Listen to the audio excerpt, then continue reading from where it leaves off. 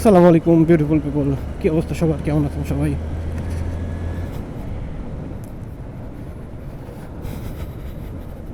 আগে হাইওয়েতে উঠি, তারপরে কথা বলতেছি। ফেসবুকে এখন দেখতেছি যে সবাই অপু ভাইকে নিয়ে অনেক বেশি ট্রোল করতেছে। অপু ভাই কি একটা গাড়ি কিনছে, ল্যাম্বরগিনি মেবি। তো গাড়িটা নিয়ে সবাই অনেক ট্রোল করতেছে যে পড়াশোনা করে কি করলাম, টিকটক করলেই ভালো হতো। তো এই কথাটা শোনার পরে মনে হলো যে যারা এই কথাগুলো বলতেছে তারা কি আসলে পড়াশোনা করছে জীবনে? লাইফে পড়াশোনার দরকার আছে, দরকার নাই তা কিন্তু না। হয়তো সায়েন্সের সূত্র লাইফে 20%ও কাজে লাগে না, তারপরেও পড়াশোনা করার দরকার আছে, কারণ সাধারণ জ্ঞান পড়াশোনা থেকেই আসে। যারা এই কমেন্টগুলো করতেছে তাদের ব্যাপারে কিছু কথা বলি, যে আপনারা হয়তো যারা কমেন্টগুলো করতেছেন মাইন্ড করেন না।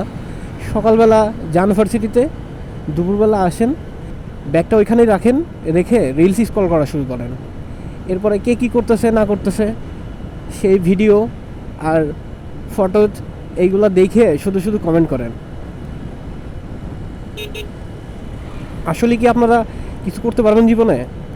তো এই কোয়ালিটির লোকজনগুলো আমার মনে হয় না জীবনে কিছু করতে পারবে। এই কোয়ালিটির লোকগুলা বাংলাদেশ টিমের মতো।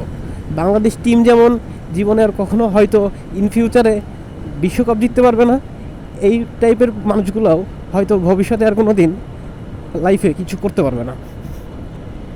সো এইগুলা বাদ দিয়ে চেষ্টা করেন এই লাইফে কিছু করার, যেটা আপনার ভালো লাগে আপনি সেটাই করেন।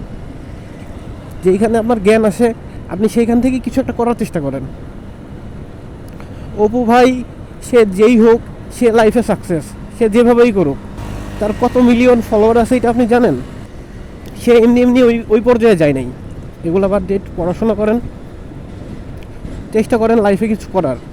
মানুষ কি করলো না করলো এইগুলা হিংসা করে জীবনে কখনো কোনো কিছু করতে পারবেন না। জীবনে কিছু করতে হলে, নিজের লাইফ সেটেল করতে হলে অবশ্যই সমালোচনা বাদ দিতে হবে। সমালোচনা এমন একটা জিনিস যেটা শুধু আপনি করতেই পারবেন। যার ব্যাপারে সমালোচনা করবেন তার দাম আরও ভবিষ্যতে বেড়ে যাবে। সো এইগুলো বাদ দেন, দিয়ে ফিউচারে কিছু করার সিদ্ধান্ত নেন।